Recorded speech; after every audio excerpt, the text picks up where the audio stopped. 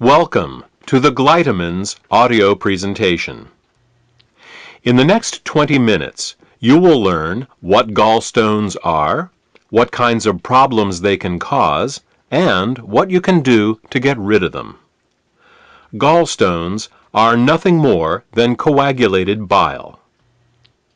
Bile is the green alkaline liquid produced by the liver, which, among other things, helps us digest our food.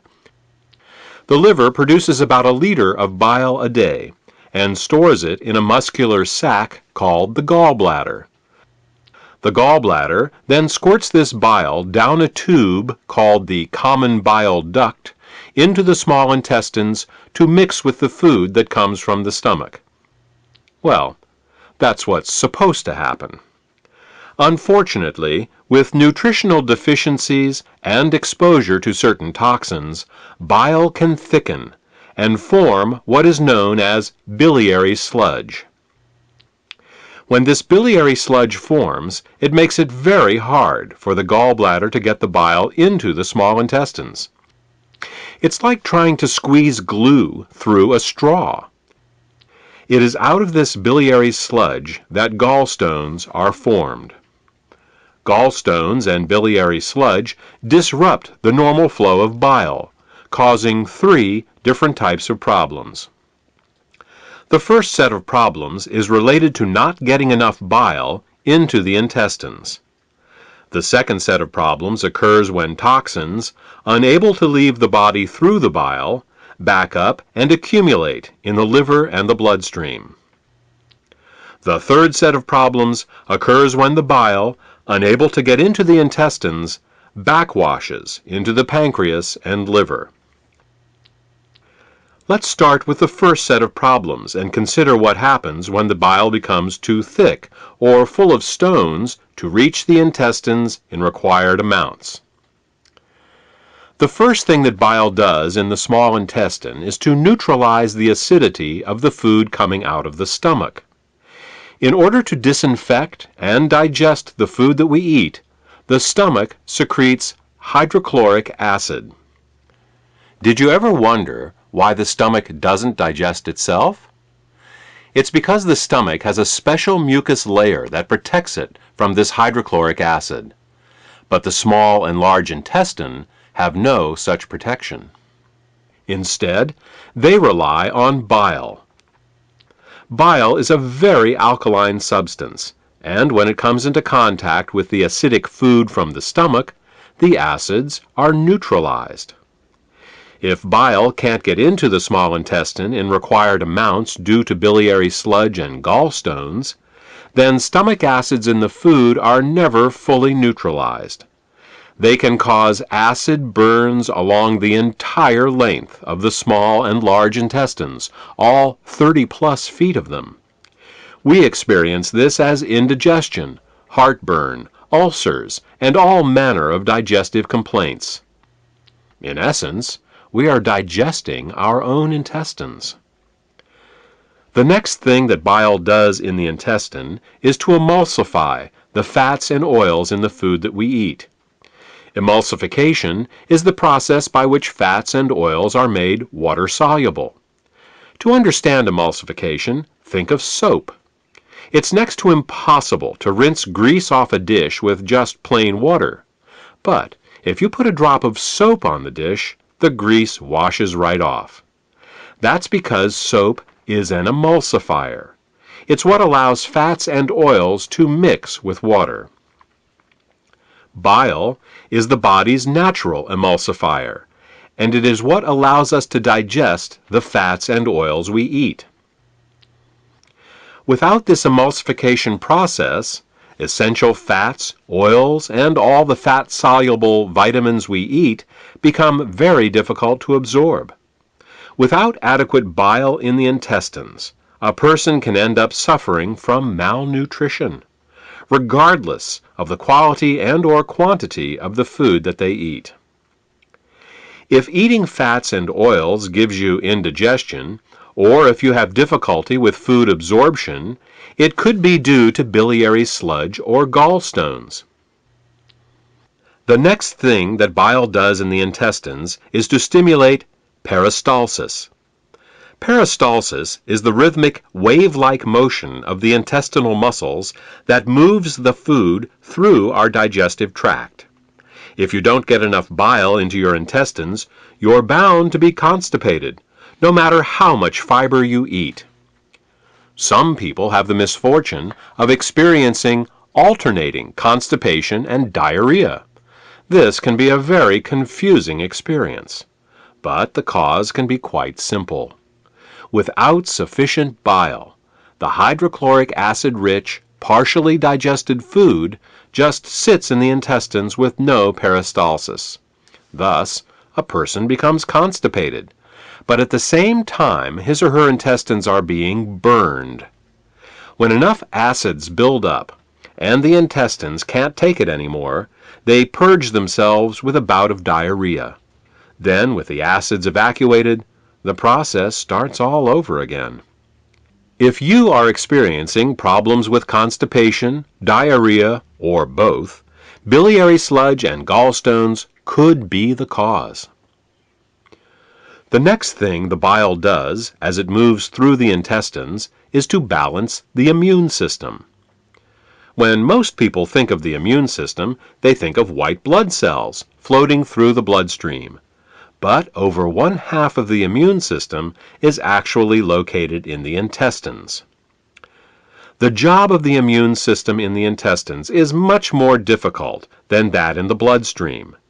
Infections only rarely make it into the blood, but every day our intestines are exposed to millions of parasites, bacteria, and fungi. Because the intestinal immune system is continually at war with these microbes, it is much easier for it to become overly aggressive and start to attack our own tissue. What bile does is to regulate the intestinal immune system, helping to prevent it from becoming overly aggressive and causing autoimmune disorders. If you're suffering from a gut-related autoimmune disorder, it may be because of a blockage of bile flow. The last thing that bile does in the intestines is to kill parasites and candida. Tests show that even the healthiest person still has some degree of parasitic and fungal infection. While there are many antiparasitic and antifungal remedies available in the marketplace, most of them are mildly toxic and therefore unsuitable for daily use. If, however, your bile flow is healthy, then you have a built-in defense against parasites and candida. Well, that about covers what bile does to maintain the health of the intestines, and what happens when bile can't get into the intestines in proper amounts due to the presence of biliary sludge and gallstones. Now, let's turn our attention to what happens when biliary sludge and gallstones cause toxins to back up into the bloodstream. Just as the kidneys remove water-soluble toxins from our bodies, the liver removes fat-soluble toxins from our bodies by putting them into the bile. If the bile gets clogged up due to biliary sludge and/or gallstones, then the fat-soluble toxins can't get out, and they start to build up in the body. One of the first signs that bile is backing up is an increase in cholesterol. This happens because the only way cholesterol can leave the body is through the bile. Impaired bile excretion causes cholesterol levels to rise. It's that simple. In addition to the levels of cholesterol rising, bilirubin levels can also begin to rise. If they get to be bad enough, you can see the whites of a person's eyes, and sometimes their skin, take on a yellow tint. The technical term for this is jaundice. While an increase in cholesterol and bilirubin levels in the body is easy to recognize, the accumulation of other toxins is not. Literally thousands of toxins and chemicals are processed by the liver for removal through the bile each day. When gallstones and biliary sludge prevent these toxins from leaving the body, They begin to accumulate in the bloodstream and the tissues, causing all sorts of problems. Dissolving gallstones and biliary sludge is an often overlooked but vitally important part of any detoxification program. The last problem we will discuss, that is caused by bile backing up into the bloodstream, has to do with immune function. As we said earlier, bile plays an important role in the immune system of the intestines by keeping it from becoming overly aggressive. Unfortunately, what's good for the immune system of the intestines is terrible for the rest of the body.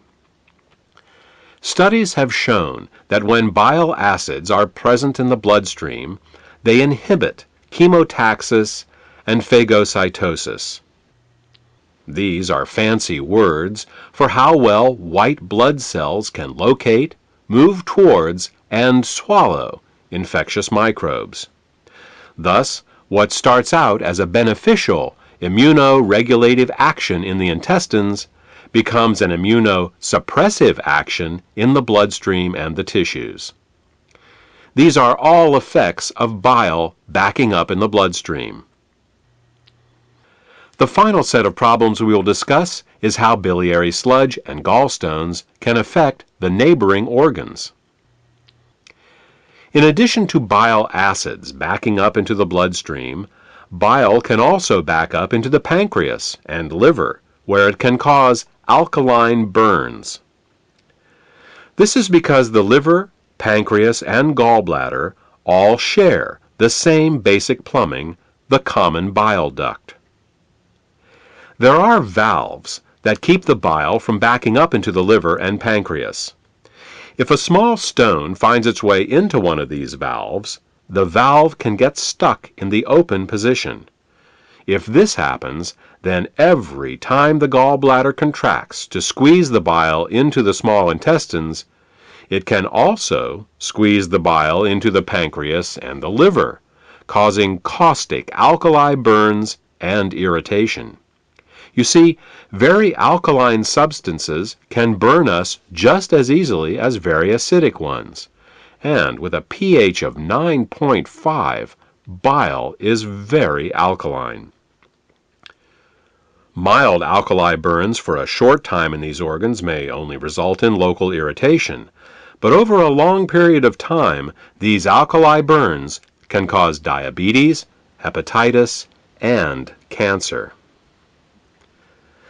Now that you know all the problems associated with biliary sludge and gallstones, the next question is, what can we do about it? Well, if the stones are large enough, your doctor may recommend surgical removal of the gallbladder. While taking out the gallbladder will rid a person of any stones that have formed in that gallbladder, it does nothing for the gallstones that are in other locations, nor can it do anything about the cause of the gallstones. In fact, even with the gallbladder surgically removed, gallstones can, and often will, continue to form in the liver and in the hepatic ducts, because the underlying cause of the thickening of the bile and the formation of the gallstones has not been addressed. This is why some people who get their gallbladders removed find that their symptoms come back again as new gallstones form in other locations. Moreover, the gallbladder is not a useless organ. Its job is to store bile and only release it when food is present. Without a gallbladder, bile leaks continually into the small intestines in little drips, rather than in sufficient amounts when you need it. Think of it this way. Imagine if one day you came home and found that your plumber removed all the faucets in your house.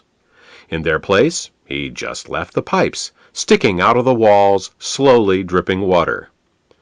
Without the faucet's ability to control water flow, not only would you be wasting water when you didn't need it, but you wouldn't be able to get enough when you did. Surgically removing the gallbladder is exactly like removing the faucets from your house. Another option is to do something called a liver gallbladder flush. This typically involves drinking water with Epsom salts for several hours to relax the gallbladder, and then drinking a glass of olive oil mixed with lemon juice. While this flush will often result in hundreds of small green stones going into the toilet the next day, up to 12 of these flushes is usually needed to get all the stones out. And no matter how many flushes you do, 2 weeks after your last flush, you're back to making more biliary sludge and gallstones, because again, the cause of these problems was not addressed. We said at the beginning of this presentation that the causes of biliary sludge and gallstones were nutritional deficiencies and toxicity. Let's talk more about that now.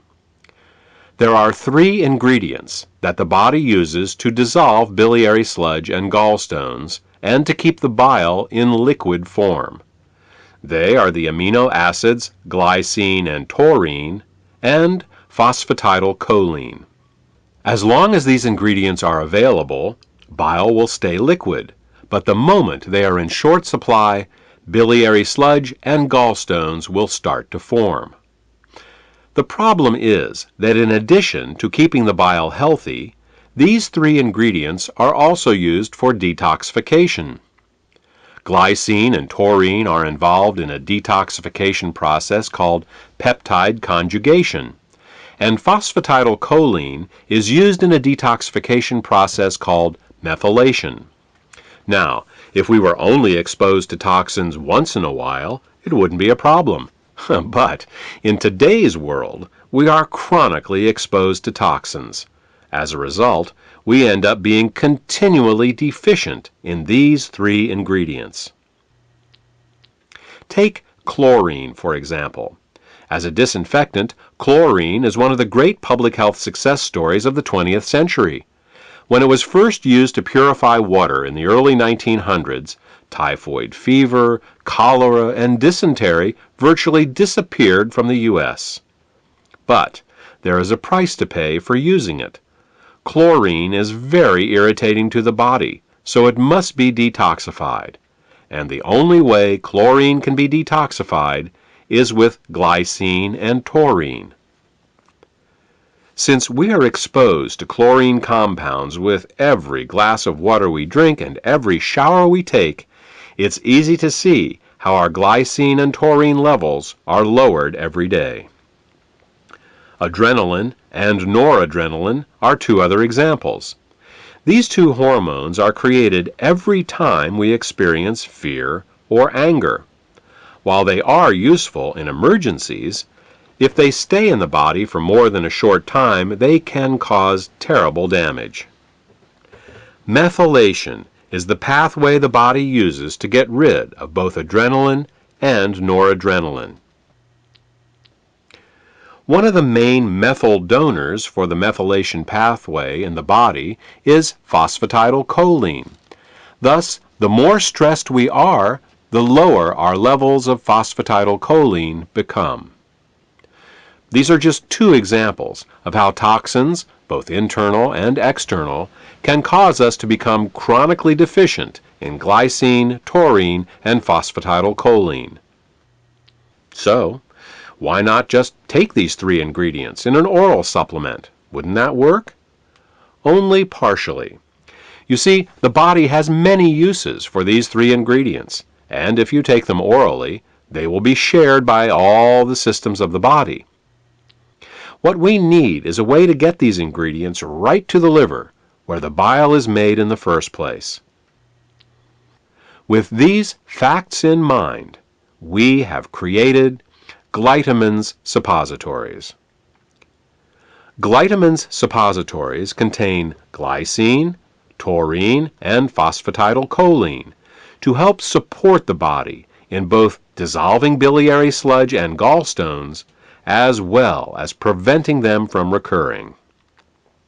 Also, since glytamins are in suppository form, they are able to deliver the ingredients directly to the liver through the portal vein for greater effect. The Glytamins formula also contains the herbs bupleurum, peppermint, and chancca piedra. These herbs are used to further help the liver detoxify and to help relax the gallbladder so that as the bile begins to flow, stones can pass out more easily.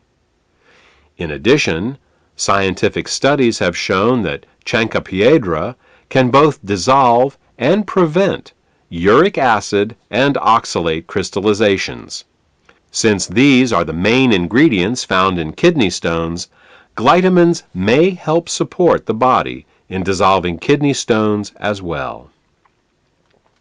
Properly liquefied bile both dissolves and prevents gallstones. It neutralizes stomach acids before they can burn the small and large intestine, stimulates healthy peristalsis, balances the immune system, protects the liver and pancreas from caustic alkali burns, kills parasites and candida, and allows the removal from your body of toxic fats and cholesterol. For more information about glytamins, or to order this beneficial product, contact the healthcare professional who gave you this CD.